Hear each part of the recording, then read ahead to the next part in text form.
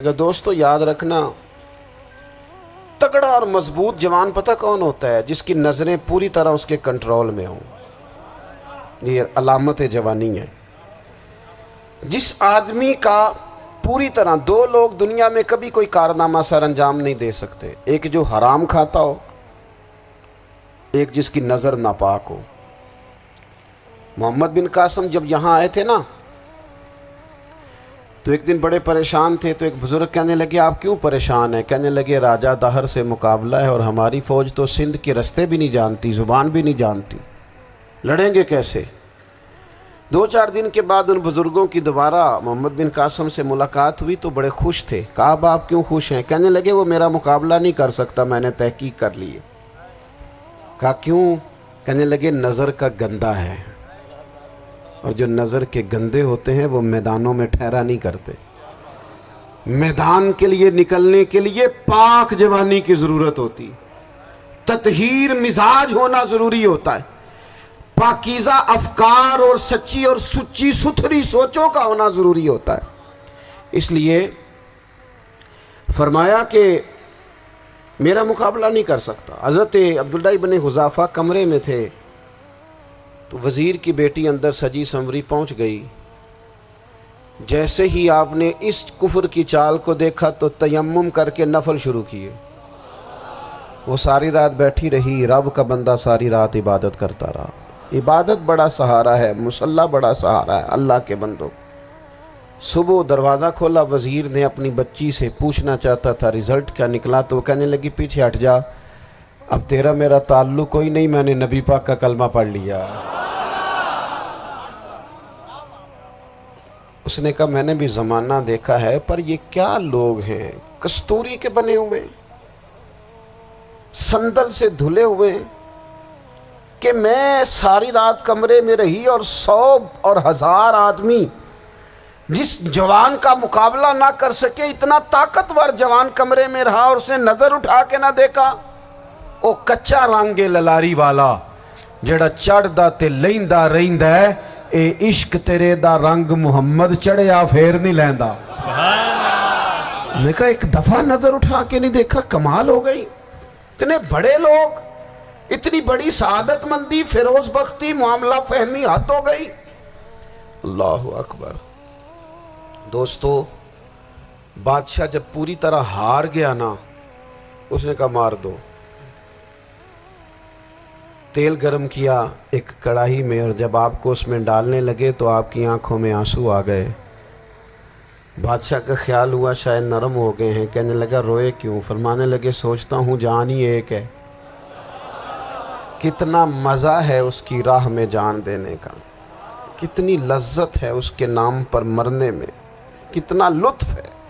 جے تو چڑھیا اتے دار بھی نہیں، تے جے تو وکیا عشق بازار بھی نہیں، تے ایڈا سستا سودا پیار بھی نہیں، تے ایڈا سستا لبدا یار بھی نہیں۔ کئی جنگل گانے پیندے نہیں، کئی دوزخ لنگنے پیندے نہیں، جے وہ اس ملوں بھی مل جاوے، ایدوں سستا ہور بپار بھی نہیں۔ تے کچھ سمجھ نہ آوے لوکاں نوں وہ کادے نال شہید کرے، ڈٹھی یار دے ہاتھ تلوار بھی نہیں، پر او دا خالی جاندہ وار بھی نہیں۔ کہنے لگے ایک جان ہے نا، تو دل کرتا ہے ہزاروں ہوتی تو ایک ایک کر کے محبوب کے نام پہ قربان کرتا، جب میرے پاس ہے ہی ایک، کروں کیا؟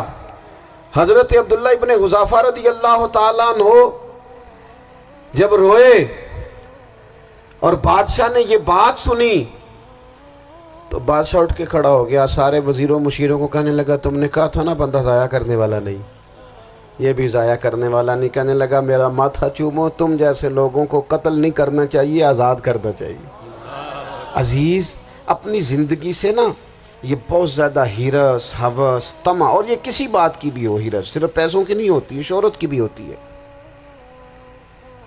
یہ بیماری انسان کو اقتدار کی بھی ہوتی ہے، تعریف کی بھی بیماری ہوتی ہے، یہ سارے نقص ہوتے ہیں لوگوں کو، اور معاذ اللہ بعض جبوں کبوں کے اندر بھی ہوتے ہیں، وہاں بھی پنپتے ہیں۔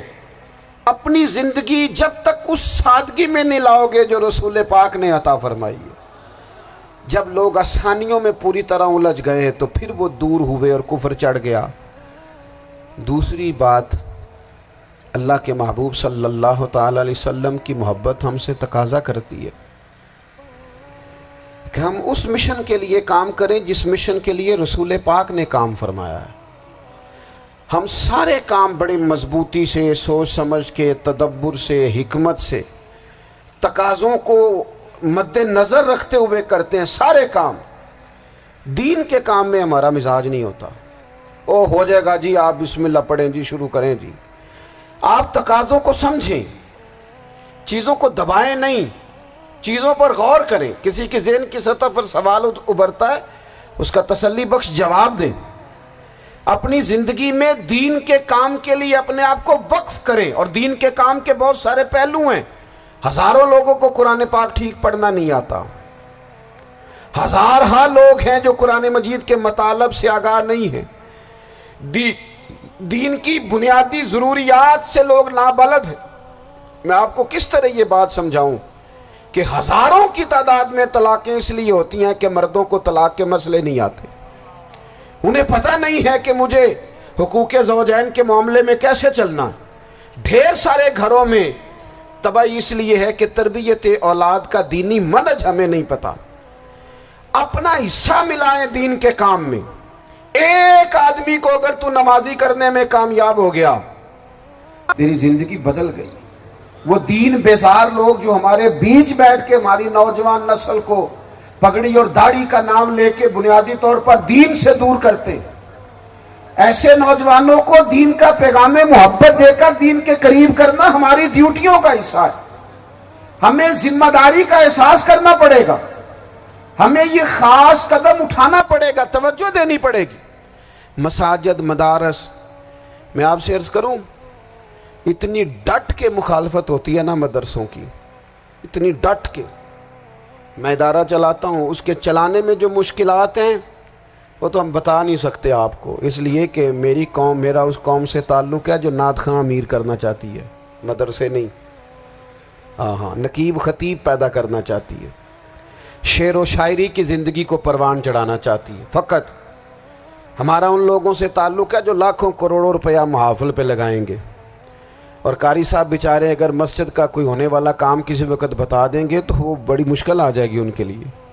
یہ کیسے ہو سکتا ہے، آپ نے یہ ڈیوٹی بتا دی۔ مدارس، اور جتنا اہم رول دین کو پھیلانے میں مدارس اسلامیہ کا ہے، اتنی زبردست، لوگوں کا خیال ہوتا ہے میری طرح کے لوگ شاید کام کرتے ہیں، ڈیوٹی کرتے ہیں۔